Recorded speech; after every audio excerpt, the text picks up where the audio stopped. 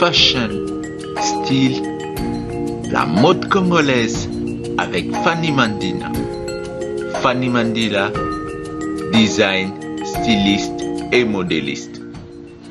Mesdames, Messieurs, merci d'être avec nous dans ce nouveau numéro de Débriefing. Débriefing, une émission qui fait le tour d'horizon des questions qui agitent le débat public. Aujourd'hui, on verra Edem Kodjo, envoyé spécial de l'Union africaine en République démocratique du Congo. Les uns le présentent déjà comme médiateur, d'autres comme facilitateur.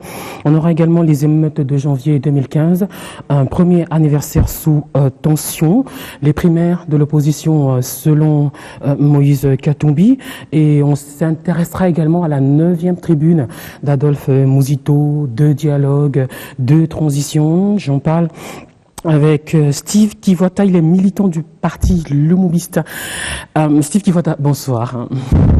Joseph Kapika est avec nous, il est secrétaire général adjoint de l'UDPS. Monsieur Kapika, bonsoir. Bonsoir. D'abord, le sujet en images.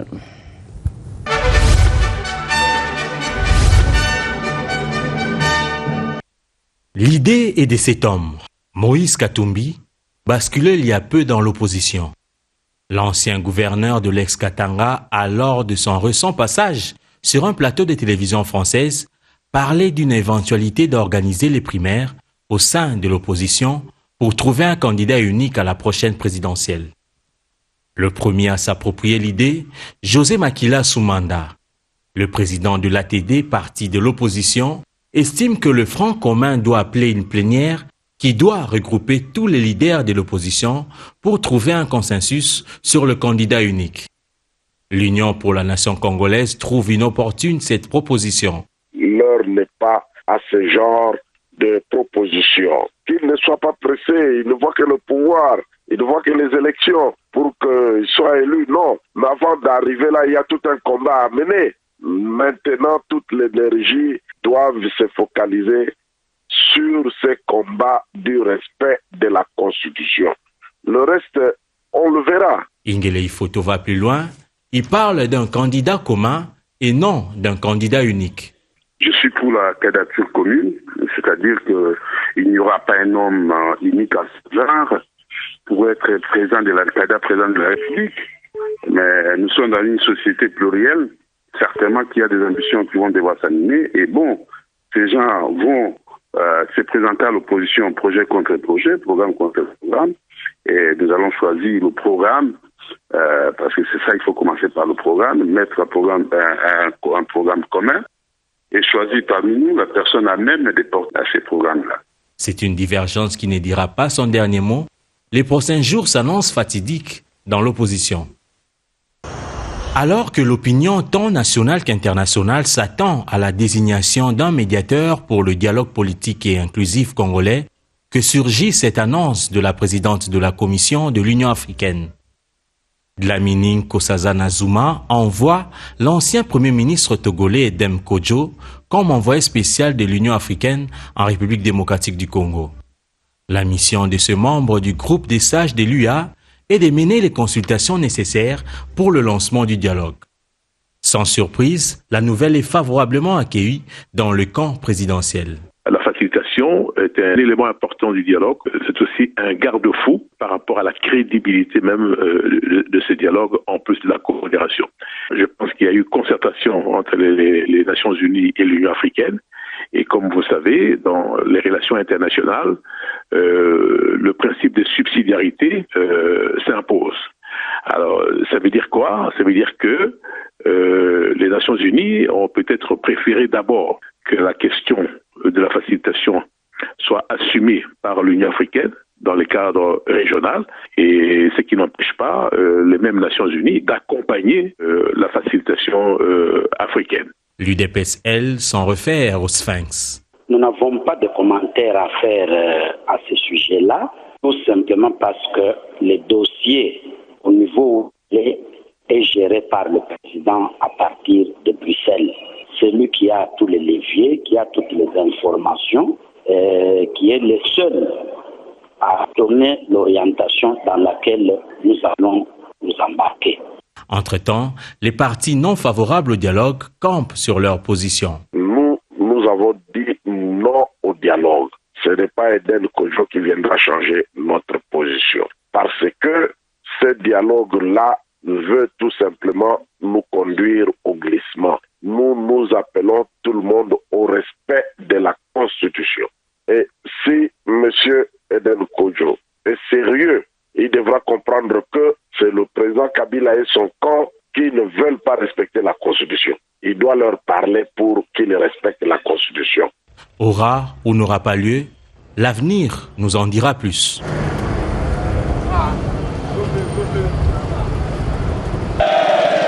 Janvier 2015, le 19e jour du mois, Kinshasa se réveille sous une psychose d'une hypothétique manifestation projetée par l'opposition contre la révision de l'article 8 de la loi électorale.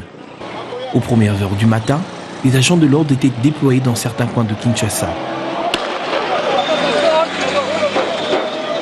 Les attroupements se créent un peu partout dans la capitale, les émeutes éclatent.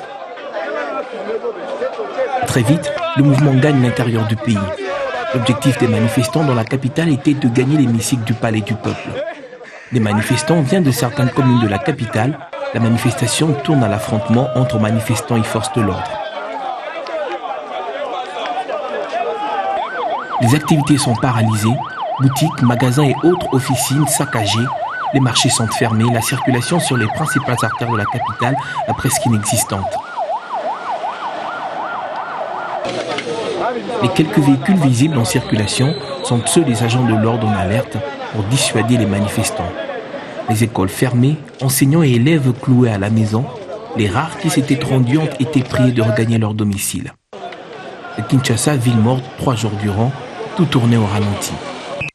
En toile de fond, l'opposition avait appelé à manifester contre la loi électorale qui était adoptée le 17 janvier 2015 à l'Assemblée nationale et dont l'examen en seconde lecture devait débuter le même lundi au Sénat.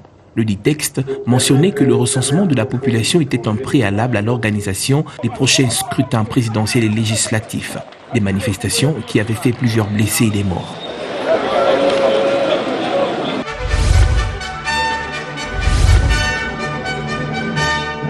Merci Alain Baumann et Steve Mbouyi pour ces reportages comme on les aime. En fin d'émission, on aura des questions postées sur mon Facebook par quelques amis. Et avant d'entrer dans le vif du sujet, ces questions qui fâchent un tout petit peu.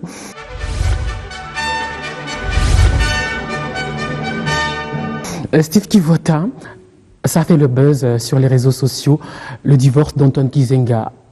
Info ou intox? Moi, je dirais tout simplement que les affaires privées doivent se traiter en privé.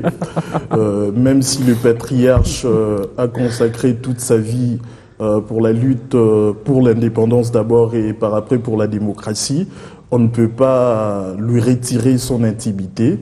Moi, je pense que cette question, c'est à lui d'y répondre si il en aurait bien envie.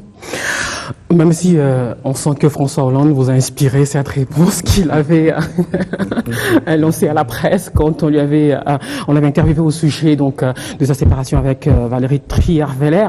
Bon, cela dit, on sait pratiquement que ça pourra être vrai parce que lors de la visite du président de la République chez Antoine Gizenga, son épouse n'y était pas et ça s'est pas fait dans l'Interland de la capitale où ils ont leur résidence, mais plutôt à Montfleury. Il y a des signes qui ne trompent pas. Selon certaines bonnes informations, sa femme serait en déplacement et c'est ce qui justifierait son absence ces jours-là. D'accord. Alors, Félix Tshisekedi a-t-il signé la charte du Front citoyen 2016 ou pas? Pas du tout, pas du tout. Félix Tshisekedi a été à l'île de Gorée au Sénégal. Il a pris part à ces travaux-là, mais il n'a jamais, et alors jamais, signé la charte. Alors une question est tout à fait normale après votre réponse.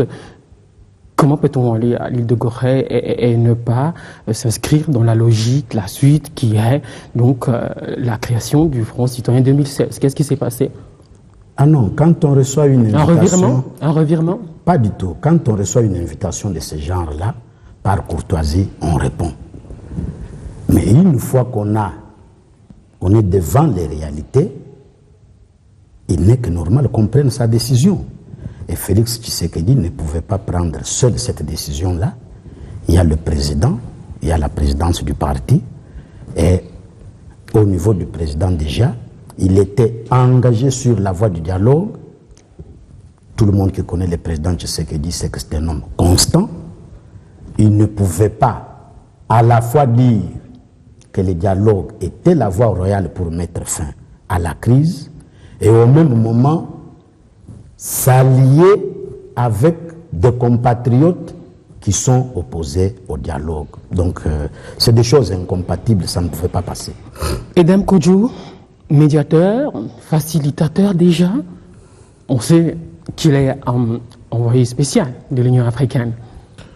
Moi, personnellement, je l'ai toujours dit dans d'autres chaînes de télévision que mon souhait aurait été que ce soit Kofi Annan qui soit désigné comme facilitateur, parce qu'effectivement, ces dialogues que tous les acteurs politiques souhaitent, dans la limite, les acteurs politiques de la majorité, les acteurs principaux de la majorité de l'opposition. Pourquoi Kofi Annan et pourquoi pas Edem Kodjo? Kofi Annan, parce que le problème que nous sommes en train de rencontrer en République démocratique du Congo demande à ce que le facilitateur ait un grand carnet d'adresses. Que le facilitateur ait une personnalité qui soit au-dessus ou soit pareil aux acteurs politiques qui doivent entrer dans le dialogue. Si c'est un acteur politique de second, plutôt un acteur de second rang, je ne le dis pas pour le cas de Edem Kodjo, ça risquerait de poser un problème en termes de légitimité, parce qu'aujourd'hui, effectivement, le grand souci est que tous ceux qui disent non au dialogue puissent y entrer. Mais pour qu'ils puissent y entrer, le facilitateur qui sera désigné doit avoir une grande trempe, doit être à même de convaincre tous ceux qui refusent le dialogue d'y entrer. À l'annonce de cette désignation, le DPS on l'a suivi dans ce reportage, on vous a interviewé il y a 2 jours, vous prenez le temps de réfléchir et ce mercredi, la nuit, vous avez rendez-vous avec Edem Kodjo. Qu'est-ce que l'UDPS va lui réserver comme suite? L'UDPS n'a pas de message, l'UDPS n'a pas changé son message, ce n'est pas un secret. Toutes les personnalités qui sont venues à Kinshasa, dans le cadre de ce dialogue, nous leur avons remis la feuille de route du président Tshisekedi. C'est ce que nous ferons encore ce soir à 20h30 avec M. Edem Kodjo. Nous lui remettons la feuille de route. S'il a des questions à nous poser, il nous les posera. Mais le message de l'UDPS est consigné dans la feuille de route du président. Alors pour vous, il est facilitateur? Je ne veux pas philosopher sur les mots médiateur, facilitateur. Je pense que l'essentiel est qu'il y ait cette présence de la communauté internationale que nous avons toujours exigée pour suivre ces travaux. Le grand problème, c'est les Congolais qui devront se parler.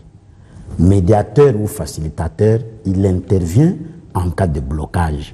De deux, nous avons quand même besoin de cette caution de la communauté internationale là, parce que nous nous sommes attachés au dialogue tel que préconisé par l'accord cadre d'Addis Abeba et entériné par les 3 résolutions des Nations Unies. Nous n'avons pas voulu sortir de ce cadre-là. Alors si je vous comprends bien, excusez-moi d'insister, Edem Kodjo a le profil? Je ne peux pas dire qu'il n'a pas le profil, parce qu'on le connaît brièvement, ancien ministre togolais des Affaires étrangères, ancien Premier ministre toujours du Togo, ancien secrétaire général de l'Organisation de l'Unité africaine. Je ne peux pas prendre les risques ou m'hasarder à dire qu'il n'a pas le profil, mais étant donné que ce dialogue oppose 2 personnalités, 2 protagonistes, chacun avec sa famille politique, j'ai cité le président Tshisekedi et M. Joseph Kabila, c'est eux 2 qui peuvent avoir un droit de veto dans la désignation du médiateur ou du facilitateur. Et voilà pourquoi nous avons dit l'appréciation revient au président Tshisekedi. On a compris. Aussitôt arrivé, aussitôt recusé par les groupements politiques non partants au dialogue. Mais madame, c'est quand même paradoxal. Vous dites, nous ne voulons pas du dialogue, mais vous voulez vous mêler de la désignation du facilitateur. On ne peut pas vouloir une chose et son contraire. Vous n'êtes pas pour le dialogue, ne vous mêlez pas du choix du médiateur ou du facilitateur. Vous êtes pour le dialogue, alors vous pouvez donner vos avis. Donc c'est vraiment une situation que je n'arrive pas moi à maîtriser. J'ai eu à dire dans les médias que les amis étaient en train de tromper le peuple congolais en disant nous n'irons pas au dialogue, nous n'irons pas au dialogue, nous n'irons pas au dialogue. Mais on a suivi les cérémonies d'échange de vœux de beaucoup d'entre eux. Ils sont en train d'aller vers le dialogue. Ils sont en train de glisser. Qu'est-ce qui vous fait dire ça? Mais comment? Quand ils disent nous irons au dialogue, mais pas le dialogue made in Kabila, c'est quoi? C'est pas un dialogue? Ils étaient catégoriques au début. Jamais ils n'avaient dit nous refusons le dialogue made in Kabila. Non, ils ont refusé le dialogue tout court. Et même dans ces reportages, je venais de suivre. Ils ne disent pas nous n'allons pas au dialogue made in Kabila. Ils disent non au dialogue. Et nous disons ils trompent le peuple, ils seront au dialogue. Ah oui. Parce que nous savons quelle démarche ils font justement pour aller au dialogue. Steve qui vote aussitôt arrivé, aussitôt rejeté. Je rejoins pratiquement la position de M. José Kapika, mais effectivement le souhait, selon moi, serait que le facilitateur soit celui qui pourrait approcher tous ceux qui disent non au dialogue, parce qu'en réalité, nous savons qu'ils veulent du dialogue, mais ils veulent quand même avoir toutes les assurances possibles que ces dialogues nous amèneraient à un respect de la Constitution, si cela est vrai. Donc, que les facilitateurs, espérons-le, si c'est Edem Kodjo, qu'ils puissent aussi approcher les nonistes pour en faire de oui-istes. Alors, l'ancien secrétaire général de l'OUA, ancien ministre des Affaires étrangères du Togo, ancien Premier ministre du Togo, il vient d'abattre un travail apprécié dans la crise au Burkina Faso, la fille de Blaise Compaoré, la transition, les élections. C'est clair qu'après le désaveu de Saïd Djinnit, son échec de médiation au Burundi, Ban Ki-moon, le secrétaire général de l'ONU, passe la patate chaude à l'Union africaine? Oui, possible. Peut-être qu'il veut faire en sorte que le problème africain soit résolu par des Africains. Je pense que Kofi Annan en est aussi un. Vraiment, je réitère mon souhait si ça serait possible que Kofi Annan soit désigné comme facilitateur international, facilitateur plutôt au dialogue. Je pense que le problème sera mieux résolu. Okay. Alors, Ban Ki-moon laisse tomber cette patate chaude qui lui brûlait le doigt, qui était la question congolaise, pour la passer à l'Union africaine? Non, pas du tout. Il y a concertation à ce niveau-là. Croyez-moi, Edem Kodjo ne peut pas venir ici sans les cutis de Ban Ki-moon. La preuve, c'est qu'il est accueilli par la MONUSCO. La MONUSCO, ce n'est pas l'Union africaine, c'est le monde entier. Je ne pense pas que Edem Kodjo puisse venir ici uniquement avec la bénédiction de l'Union africaine, sans celle de l'Organisation des Nations Unies, non. Est-ce qu'on peut faire un parallélisme, justement, comme l'évoquait Steve Kivata tout à l'heure, entre la désignation d'un autre Africain à la tête de la MONUSCO, aux Africains de résoudre les crises africaines? Tout à fait. Vous savez, nous sommes Africains, nous avons pratiquement la même culture, nous nous connaissons très bien.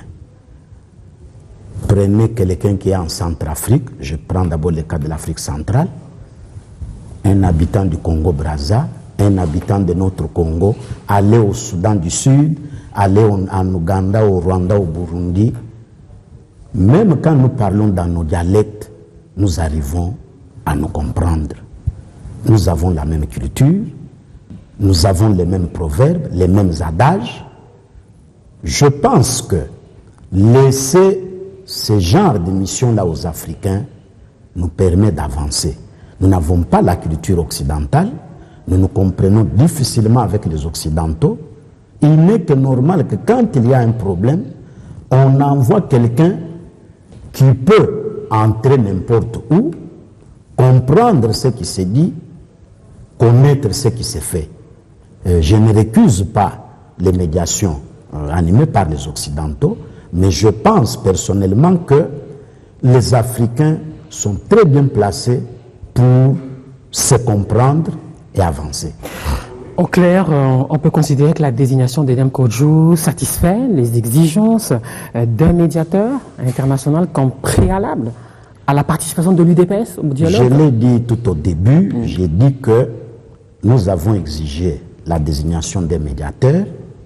Il y en a un qui vient d'être désigné, mais j'insiste, le dernier mot revient au président Tshisekedi. Okay. Alors, Steve Kivaton, on termine par vous. Parallélisme avec la désignation d'un Africain à la tête de la MONUSCO pour que les Africains règlent leurs problèmes eux-mêmes. Effectivement, ça serait une bonne chose. Le panafricanisme dont parlait Lumumba et Gizenga en son temps pourrait se réaliser dans ces cas-là. Mais il faudrait qu'en dehors d'être africain, il faut nécessairement avoir le profil qu'il faut, parce que ce n'est pas seulement le fait qu'on soit africain que l'on est les plus habilités à résoudre le problème de ses confrères africains. Donc il faut, en dehors du fait d'être africain, il faut un profil qu'il faut. D'où, comme j'insiste tant sur le cas de Kofi Annan pour la crise qui nous secoue actuellement, je pense que lui serait mieux placé pour résoudre ces problèmes. C'est un souhait, c'est peut-être pas trop tard ou c'est déjà trop tard puisqu'on en a déjà un. Les émeutes de janvier 2015, ça fait une année, un anniversaire sous tension. Des cultes et des conférences débats étaient prévues hier pour marquer cet anniversaire. Est-ce que l'UDPS était impliqué dans ces programmes? Pas du tout, pas du tout. De même que l'UDPS n'a pas été impliqué dans la préparation des manifestations du 19 janvier 2015. De même aussi, et c'est logique, l'UDPS ne pouvait pas être impliqué dans la commémoration de la journée du 19 janvier. Alors des questions du genre pourquoi, enfin, sur toutes les lèvres. On vous a pas vu l'année dernière, il y a une année. On souhaitait, peut-être, certains souhaitaient vous voir à la commémoration du premier anniversaire hier. Madame, je pense que quand vous organisez une fête chez vous, c'est vous qui invitez vos convives. Ce n'est pas Madame X, Monsieur Y, Jeune Z qui s'improvise à la fête. Déjà en 2015, nous n'avons été associés ni de loin ni de près. Comment auriez-vous voulu que parce que nous n'étions pas associés, on adhère? Et il n'est que normal que la commémoration étant la continuation de la fête, qu'on ne nous ait rien dit là-dessus. C'est la continuation de la fête. Quand la fête a commencé, nous n'étions pas là. Comment voulez-vous qu'on nous invite quand il faut se souvenir qu'on avait fêté? Non. Pour eux, ce n'est pas une fête, forcément, c'est comme un deuil. Est-ce que c'est une image? Il faut une invitation? C'est une image que je donne à non. Il faut une il y a invitation. eu des morts, il y a eu des morts, ces morts-là sont des Congolais. Nous nous inclinons sur leur mémoire, mais cela ne veut pas dire que nous allions nous improviser. Vous savez, même au Matanga, on ne s'improvise pas. Hein? Si vous vous improvisez même dans un Matanga, on va vous regarder. C'est qui? Vous risquez d'être lynché parce que on croit que c'est ça le sorcier qui a tué notre membre de famille. Les portes des Matanga sont ouvertes à tout le monde. Attention, faites attention quand vous allez dans des Matanga, surtout ici à Kinshasa. Si on vous pointe du doigt comme étant sorcier, vous allez y laisser les pieds. Alors aujourd'hui, dites-nous, quelle est la raison profonde pour laquelle l'UDPS n'avait pas été aux manifestations de janvier de l'année dernière? La raison profonde C'est très simple. Je crois que nous en avons suffisamment parlé dans les médias. Il y a eu d'abord le soutien à l'action des députés à l'Assemblée nationale. L'UDPS n'a pas de députés à l'Assemblée nationale. Comment auriez-vous voulu que nous allions soutenir des gens que nous n'avons pas? Ça, c'est un. Deux, ce faisant, nous avons estimé que c'était une histoire qui ne nous concernait pas. Le fameux article 8 de la Constitution? Oui, nous avons notre façon. Nous nous sommes battus contre cette loi-là et nous étions en train de dire à tout le monde que le dialogue résoudrait tous ces problèmes-là. Nous sommes restés constants dans notre démarche. Les résultats sont là. Tout le monde va aller au dialogue. Et je pense même qu'au sortir du dialogue, cette loi-là ne sera plus la même. Des quartiers de la capitale se sont réveillés sous tension. Forte présence policière hier, premier anniversaire des émeutes de janvier 2015. Des manifestations dispersées, des cultes interdits. L'opposition crie à une manœuvre pour tuer la démocratie. J'ai entendu cette petite phrase sur un média. Moi, je pense que c'est une des raisons pour lesquelles les acteurs politiques de la majorité de l'opposition doivent se mettre ensemble pour défendre la République et la démocratie. Parce que même au niveau de la majorité, c'est lui qui est là, Joseph Kabila. Il est tout de même le descendant de quelqu'un qui a consacré toute sa vie pour lutter pour la démocratie au Congo. Au niveau de l'UDPS, c'est le doyen Etienne Tshisekedi qui aura fait le même sacrifice. Moi, je pense que si l'on veut réellement avancer, parce que de l'autre côté, il faut quand même savoir que le peuple croupit dans la misère, on doit éviter de faire une politique en créant les incidents. On doit privilégier toute instance qui peut résoudre le problème des Congolais sans que l'on puisse verser les sangs. Et moi, je pense qu'aujourd'hui, le noniste, le chemin qu'ils sont en train de prendre, ça risque de trop verser les sangs des Congolais. Moi, je pense qu'ils doivent réorienter leur stratégie, qu'ils voient comment est-ce qu'ils peuvent défendre les mêmes valeurs qu'ils veulent défendre dans la rue, qu'ils voient comment ils peuvent les défendre dans les dialogues. Parce que ceux qui veulent entrer dans les dialogues ne sont pas forcément des gens qui veulent comploter contre la République. Alors, la CENI semble dans l'impasse, paralysée dans l'attente d'un dialogue. De plus en plus, l'idée d'une transition fait son chemin.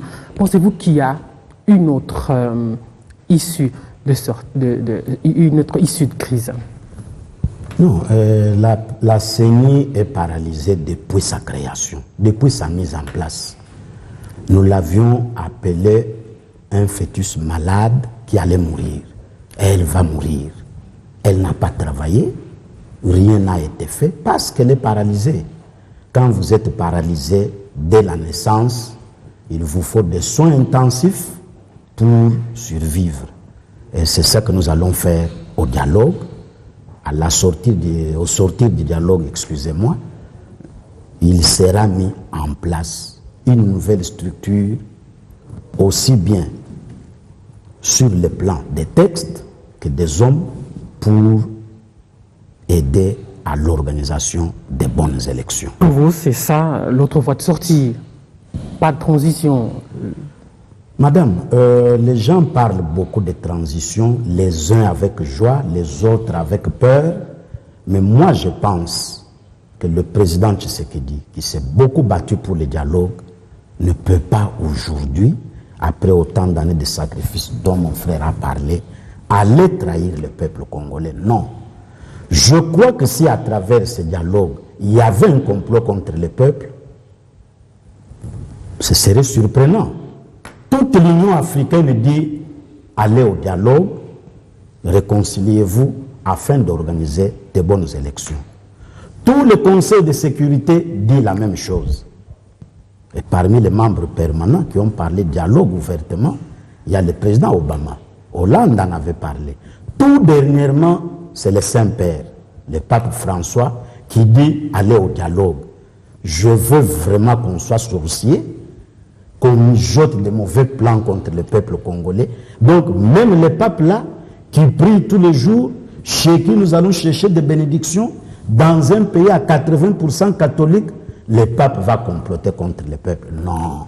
Je sais qu'il va comploter contre le peuple. Non. Il a dit, le dialogue, c'est la voie royale. Il n'y a pas une autre. Nous n'avons pas la culture de la guerre. Nous avons connu les conséquences de toutes les luttes armées. Voilà là où elles nous ont amenés.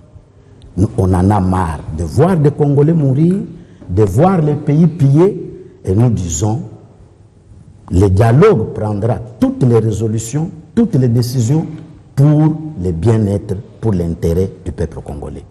La saignée est paralysée, en attendant le dialogue. L'idée d'une transition fait de plus en plus son chemin. Voilà peut-être ce qui a poussé Adolphe Muzito, l'ancien Premier ministre, à sortir cette 9e tribune. Un véritable pavé dans la main parce qu'il dit tout haut ce que les membres de la majorité pensent tout bas. Et lui évoque deux transitions, deux dialogues. Deux transitions, comment ça? Premièrement, d'abord, même si je ne suis pas le porte-parole du PALU, je voudrais quand même affirmer que l'ancien Premier ministre Muzito, en tant que cadre du PALU, veut les élections. Il veut voter, et ce, dans le délai constitutionnel. Mais malgré cela, cela ne lui interdit pas de réfléchir, parce qu'aujourd'hui, il faut quand même le reconnaître, d'abord pour les deux dialogues. Lui, il considère que généralement, dans notre pays, on fait un dialogue qui ne concerne que les acteurs politiques, qui concerne leur stratégie de conquête du pouvoir, et très souvent sans vraiment pas trop penser au peuple congolais. D'où il parle du dialogue politique qui devrait se tenir, certes pour résoudre le problème politique. Pour lui, il y a deux crises, horizontales et verticales. Effectivement, donc la crise horizontale, c'est la crise entre les acteurs politiques, on dirait en 2006 entre Kabila et Bemba, en 2011 entre Etienne Tshisekedi et Joseph Kabila, ainsi que les autres. Eh bien, ces dialogues-là peuvent résoudre le problème, mais un problème, mais pas le seul. Parce qu'il y a un autre problème, une autre crise qui est verticale, qui concerne tous les acteurs politiques de la majorité et de l'opposition face au peuple. Ce peuple qui croupit dans la misère, ce peuple qui est en train de souffrir dans un chômage de masse, un peuple qui tombe dans les inondations, eh bien, ce dialogue aussi doit être fait, qu'il appelle le dialogue citoyen. Mais le détransition, parlons-en. Avant d'en arriver à la transition, les Congolais désespèrent de la classe politique en général. Vous êtes d'accord? Voilà pourquoi il faut un dialogue tout à fait, entre le peuple et toute la classe politique. Tout à fait, j'entends ces voix-là. Mais qu'est-ce que vous voulez? Ceux qui font la politique aujourd'hui sont des Congolais. C'est ça que les Congolais méritent, entre guillemets. Mais il ne faut pas désespérer pour cela. Vous parlez de la réflexion du Premier ministre Muzito. Elle est solide. C'est un vieil ami. Chaque fois qu'il publie une réflexion, on s'appelle, on échange. J'ai échangé avec lui là-dessus. Il dit transition. Mais où est le problème? Deux transitions. Oui, j'ai discuté avec lui de cette question-là. En fait, pourquoi il parle de deux transitions? On s'y perd un peu quand quelqu'un parle de deux transitions. Non. J'ai discuté avec lui, j'ai compris son raisonnement.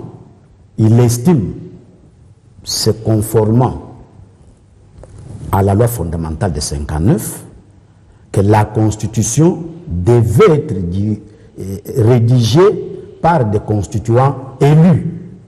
Ça a toujours été la position du PALU. Elle est publique, elle est connue. Voilà pourquoi il estime que, à travers ce dialogue, on ne peut pas aller changer la Constitution. Il faudra éventuellement qu'après le dialogue, les peuples élisent ces délégués pour aller élaborer la Constitution. Croyez-moi, même nous à l'UDPS, nous ne sommes pas d'accord avec cette Constitution qui est le fruit des belligérants. Ils nous l'ont imposé avec des grenades et des revolvers. Mais quand j'ai discuté avec le Premier ministre Nozito hier, je lui ai dit, les raisonnements tiennent, mais beaucoup de transitions, beaucoup d'élections, vous voyez un peu ce que ça représente. Pourquoi ne pas donner ce travail-là d'élaborer la Constitution à un Parlement qui serait élu, mais qui n'aurait qui aurait entre autres pour mission d'élaborer une nouvelle Constitution. Le Parlement qui sera élu quand, selon vous? Après les élections. Après le dialogue, il y aura élection. Quelle date? Je ne peux pas le dire avec précision. Les souhaits de tout le monde est que les élections essentielles, c'est-à-dire la présidentielle et législative, éventuellement les provinciales, se tiennent en 2016. C'est le souhait de tout le monde, mais vous avez dit la CENI est paralysée. Nous sommes devant des défis très importants. Nous disons, on va au dialogue pour débattre de toutes ces questions-là, pourvu que ça soit dans l'intérêt supérieur du peuple. Nous ne sommes pas là pour marcher sur notre constitution. Ça veut dire que vous êtes d'accord qu'on peut se permettre le luxe d'un glissement technique? Ce serait dangereux en disant glissement technique. Nous serions là, en dehors de notre constitution et de nos lois. Je pense, moi, que nous avons encore suffisamment de temps. S'il y a de la bonne volonté, s'il y a des moyens, on peut bien organiser ces élections-là, qui exigent qu'il y ait de l'harmonie entre nous tous Congolais. Parce que s'il y a quelqu'un qui tire le ficelle autrement, ou bien notre bandit qui dirait, moi j'ai commencé ma rébellion, et puis un peu comme en 2000, avant le dialogue intercongolais, avec les RCD-MLC, je vous assure que nous serons dans une situation d'impasse. Mais le souhait est que, enfin, notre constitution, que nous, on n'a pas voté. Nous n'avons pas, nous, l'UDPS, pris part au référendum. Mais l'UDPS nous sommes demeurés les plus respectueux de la Constitution. L'UDPS avait appelé au boycott à l'époque de ce référendum, même si l'UDPS avait été à Sun City, d'où était partie l'idée de cette Constitution. Alors, ce glissement technique auquel fait allusion Adolphe Mozito.